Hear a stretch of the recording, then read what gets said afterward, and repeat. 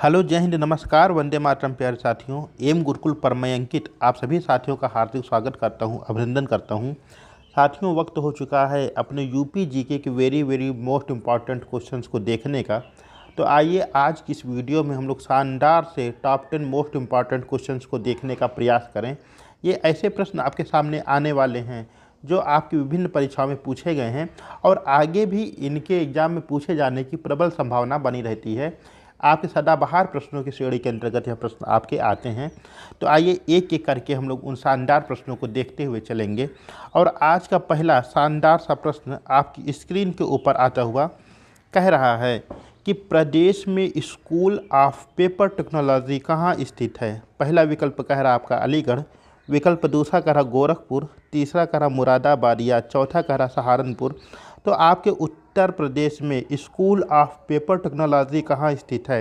अच्छा, ये जो आपका स्कूल ऑफ पेपर टेक्नोलॉजी है, इसके अंतर्गत क्या होता है?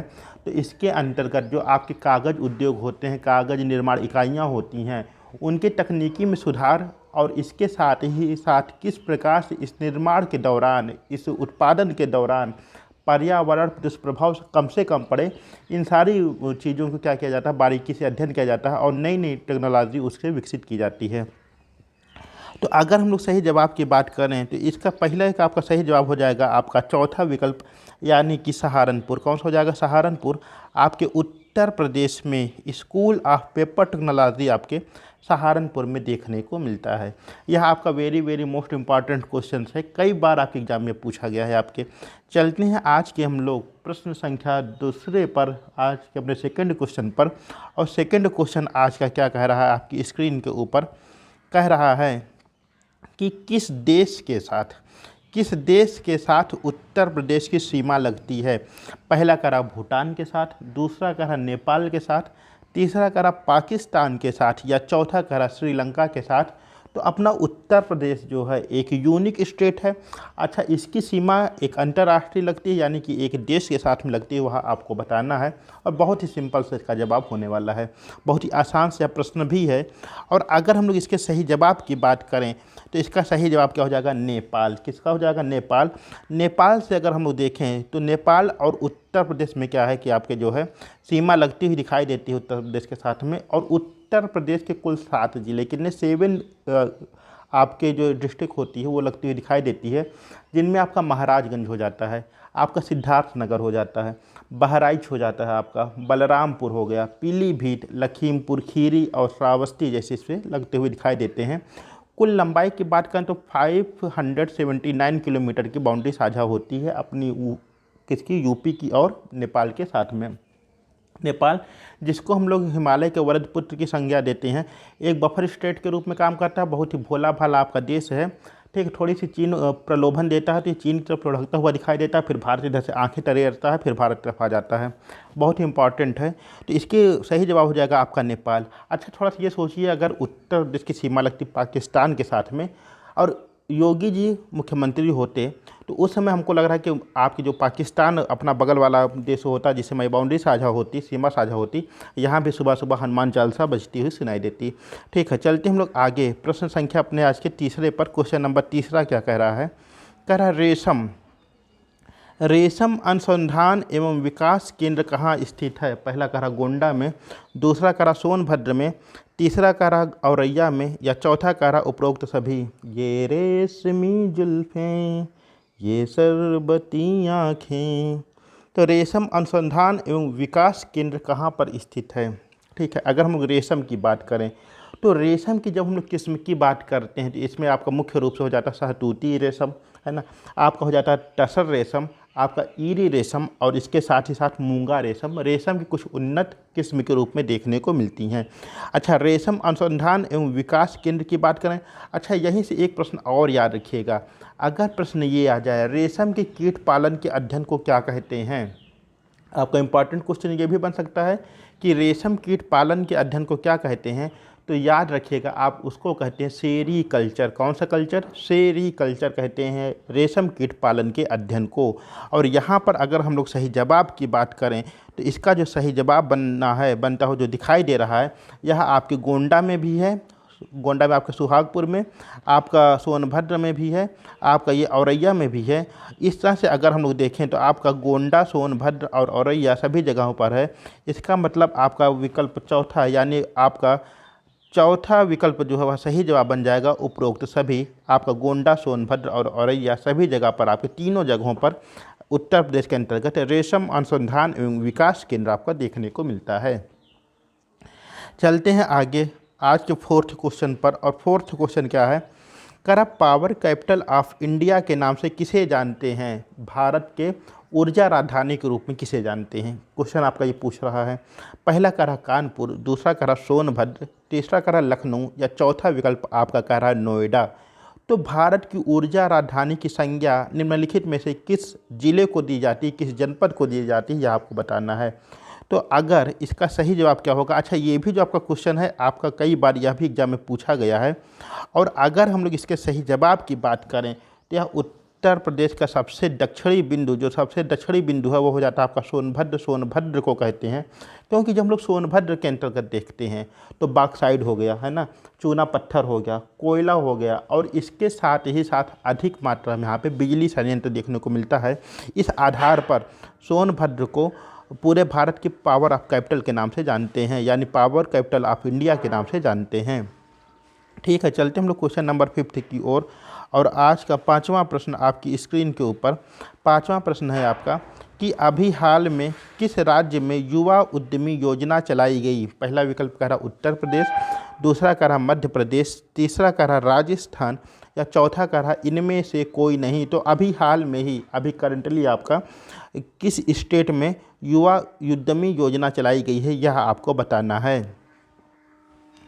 और जब हम लोग इसकी बात करेंगे इसका सही जवाब क्या बनेगा, तो अभी हाल ही में आपका जो 24 जनवरी को, कब 24 जनवरी को उत्तर प्रदेश की स्थापना दिवस मनाया गया। और इसी दौरान इस विशेष अवसर पर क्या किया गया, मुख्यमंत्री श्री योगी आदित्यनाथ जी के द्वारा युवा उद्यमी योजना चलाई गई, उसकी घोषणा की गई। और इस योजना के अंतर्गत जो भी आपके 21 वर्ष की आयु पूरी कर चुके हो, 40 वर्ष तक की जो इसकी एज ग्रुप रखी गई है, उनके अंदर के जो युवा वर्ग हैं, यदि वो कोई उद्यम शुरू करना चाहते हैं तो उसके लिए वहाँ पर लोन आदि की व्यवस्था की गई है। तो इसका जो सही जवाब बन जाएगा वह बन जाएगा आपका पहला विकल्प यानी फर्स्ट ऑप्शन। यह आपकी उत्तर प्रदेश से संबंधित योजना हो जाती है। कौन सी? युवा उद्यमी योजना। ठीक है, चलते हैं आगे हम लोग क्वेश्चन नंबर 6 की ओर। और आज का छठा क्वेश्चन क्या कह रहा है, बहुत ही क्लियर है, बहुत ही अच्छा क्वेश्चन है। कह रहा काली मिट्टी के बर्तन के लिए प्रसिद्ध जिला है। पहला कह रहा सुल्तानपुर, दूसरा कह रहा आजमगढ़, तीसरा कह रहा बलिया या चौथा कह रहा गोरखपुर। तो काली मिट्टी के बर्तन ब्लैक क्ले पॉटरी के लिए कौन सा इसमें से जिला आपका प्रसिद्ध है यह आपको बताना है। सुल्तानपुर, आजमगढ़, बलिया या गोरखपुर। तो इसका सही जवाब क्या होगा यह आपको बताना है। और अगर हम लोग इसके सही जवाब की बात करें तो यह बन जाएगा आपका आजमगढ़। कौन सा बन जाएगा? आजमगढ़। आपका दूसरा विकल्प यहाँ पर सही होता हुआ दिखाई दे रहा है। अच्छा, आजमगढ़ जो आपका जनपद है यहाँ का भी एक विशेष तहसील है आपकी निजामाबाद। और ये जो निजामाबाद तहसील है यहाँ पर क्या है कि काली मिट्टी के बर्तन बनाने की एक पुरातन समय से यहाँ पे पद्धति चली आई है। उसमें जो है कढ़ाई इत्यादि करके बर्तन बनाए जाते हैं, तो इसे काली मिट्टी के बर्तन के नाम से जानते हैं। तो इसके लिए आपका आजमगढ़ प्रसिद्ध जिला हो जाता है। ठीक है, चलते हैं क्वेश्चन नंबर 7 की ओर। और सातवां क्वेश्चन क्या कह रहा कि ऑपरेशन लंगड़ा का संबंध है। पहला कह रहा कि लंगड़ा आम के उत्पादन से, है ना। आम की एक मशहूर किस्म, एक बहुत ही फेमस किस्म होती है लंगड़ा आम, जो आपके बनारस के अंतर्गत देखने को मिलती है। तो ऑपरेशन लंगड़ा का संबंध किससे है? पहला कह रहा है लंगड़ा आम के उत्पादन से, दूसरा कह रहा खेल प्रोत्साहन के लिए, ठीक है, तीसरा विकल्प कह रहा है अपराधियों पर अंकुश लगाने से, या चौथा कह रहा इनमें से कोई नहीं। तो ऑपरेशन लंगड़ा का संबंध किससे हो जाता है यह भी अभी हाल में ही आपको देखने को मिला रहा होगा। तो देखिए, योगी जी का एक बहुत ही फेमस क्या है उनका कथन है कि मिट्टी में मिला दूंगा, है ना। तो जब योगी आदित्यनाथ जी देखे कि आपराधिक गतिविधियां बढ़ती जा रही हैं प्रदेश में, तो इन्होंने क्या किया, ऑपरेशन लंगड़ा की शुरुआत कराई। और यूपी की पुलिस जो अपनी है वह क्या की, इस अभियान में पूरी तरीके से जुट गई और पूरी तरीके से अपराधियों के पीछे पड़ गई है। तो इसमें देखा जाए तो अपराध में कहीं ना कहीं यह नियंत्रण ले आ रही है।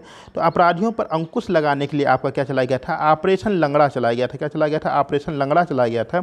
यानी आपका तीसरा विकल्प क्या हो जाएगा, सही जवाब यहाँ पर बनता हुआ दिखाई दे रहा है। ठीक है, चलते हैं आगे। और आज का 8वां क्वेश्चन आपकी स्क्रीन के ऊपर आता हुआ। और 8वां क्वेश्चन क्या कह रहा है, कह रहा है कि केडी सिंह बाबू स्टेडियम कहाँ स्थित है। केडी सिंह बाबू स्टेडियम कहाँ स्थित है।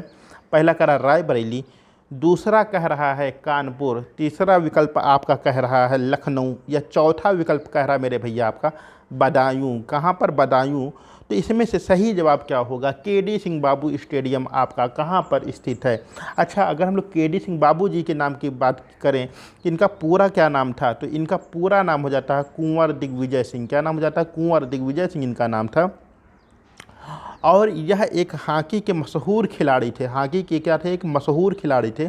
और अगर हम लोग इनके जन्म की बात करें तो इनका जन्म होता है उत्तर प्रदेश के अपने लखनऊ के बगल में एक जनपद है, लखनऊ के बगल में एक जनपद बाराबंकी, उसी बाराबंकी के अंतर्गत इनका जो है जन्म हुआ था।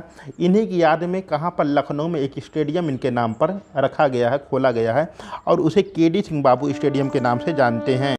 सही जवाब आपका हो जाएगा कौन सा, आपका विकल्प तीसरा सही जवाब हो जाएगा। आपका ऑप्शन नंबर 3 क्या हो जाएगा, करेक्ट आंसर हो जाएगा। केडी सिंह बाबू आपका लखनऊ में स्टेडियम देखने को मिलता है। ठीक है, चलते हैं क्वेश्चन नंबर 9 की ओर। और कह रहा कर्मा लोक नृत्य का संबंध किससे है। पहला कह रहा खीरी से, दूसरा कह रहा महोबा, तीसरा कह रहा मथुरा से, या चौथा कह रहा सोनभद्र से। तो कर्मा लोक नृत्य का संबंध किस जनपद से आपको देखने को मिलता है। तो देखिए, अपने उत्तर प्रदेश के अंतर्गत अनेक लोक नृत्य आपको देखने को मिलता है, जिसमें आपका जो है नागिन डांस इंक्लूड नहीं किया गया है, इस ट्रेडिशन से बाहर रखा गया है ना। तो इसमें अगर हम लोग बात करें कि जो आपके लोक नृत्य हैं उनके अंतर्गत कर्मा जो लोक नृत्य है इसका संबंध कहाँ से हो जाता है, तो याद रखिएगा कर्मा लोक नृत्य का संबंध हो जाता है आपके सोनभद्र से। कहाँ से, सोनभद्र से हो जाता है। यानी आपका चौथा विकल्प यहाँ पर सही जवाब होता हुआ दिखाई दे रहा है।